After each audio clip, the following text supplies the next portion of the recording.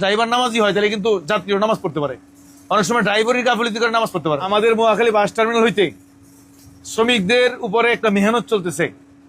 দেখেন যেই পরিমাণ দুনিয়াতে গাড়ি চলতেছে আর যেই পরিমাণ মানুষ গাড়ির ভিতরে সোয়ারি আছে, ফজরের নামাজের সময় যেই পরিমাণ মসজিদে নামাজ পড়ে মানুষ, এর চেয়ে 3 গুণ বেশি গাড়িতে অবস্থা থাকে। ড্রাইভার নামাজি হয় তাহলে কিন্তু যাত্রীও নামাজ পড়তে পারে।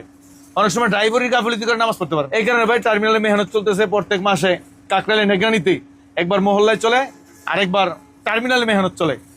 ইনশাল্লাহ এর দ্বারা অনেক পরিবর্তন আল্লাহর দয়া হইতেছে।